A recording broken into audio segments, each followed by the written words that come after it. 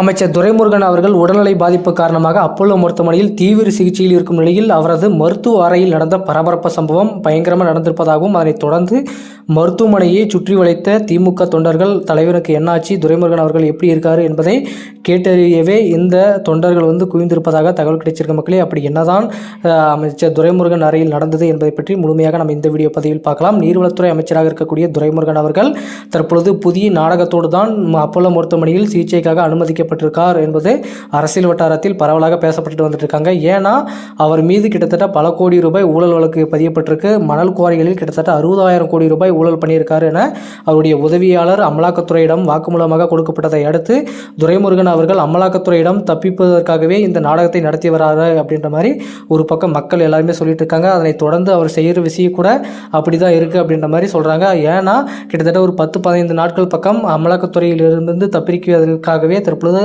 Apollo மருத்துவமனையில் சிகிச்சைக்காக அனுமதிக்கப்பட்டுள்ளார் என தற்பொழுது தகவல் கிடைச்சி, இன்னும் அமலாக்கத்துறை ஏன் இந்த முடிவில் பின்வாங்காமல் இருக்காங்கன்னா, கண்டிப்பாக இன்னும் விசாரிக்க நிறைய உண்மைகள் வெளிவரும். துரைமுருகன் பற்றிய பல உண்மைகள் வெளியே வருவதற்கான வாய்ப்புகள் இருக்குது.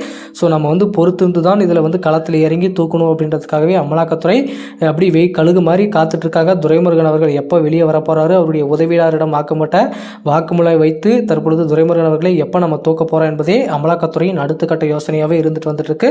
இப்போ துரைமுருகன் அவர்கள் மருத்துவமனையில் இருந்து கொண்டு எப்படி அமலாக்கத்துறையிடமிருந்து தப்பிப்பதற்கு புதிய திட்டத்தை தீட்டி வரும் நிலையில் அமைச்சர் முதல்வர் ஸ்டாலினுடன் இந்த தீவிர ஆலோசனையில் துரைமுருகன் அவர்கள் இருக்கிறதாகவும் தகவல் கிடைச்சிருக்கு.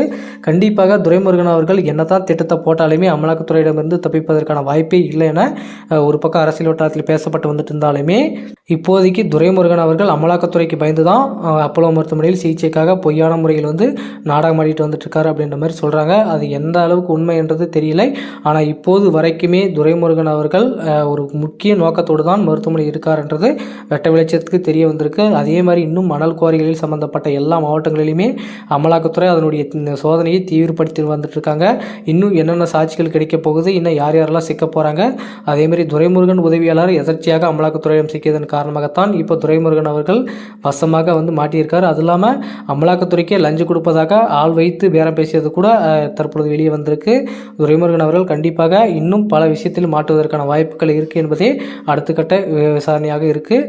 அமலாக்கத்துறை இன்னும் அடுத்தடுத்து என்னென்ன விஷயங்கள் பண்ண போகிறாங்க, துரைமுருகன் அவர்களை வெளியே வரவதற்காக என்னென்ன அடுத்து மாஸ்டர் பிளான் போட போகிறாங்க என்பது நம்ம பொறுத்து பார்க்கலாம். இப்போதைக்கு துரைமுருகனின் மகன் கதிர் ஆனந்த் அவர்களும் எம்பியாக நின்றுட்டு இருக்காரு. அவருடைய பதவிக்கும் மிகப்பெரிய ஆபத்து காத்து கொண்டிருக்கிறது. அமலாக்கத்துறை அடுத்த கட்ட நோக்கத்தோடு அவரையும் டார்கெட் பண்ணியிருக்காங்கன்றது தெரிய வந்திருக்க மக்களே.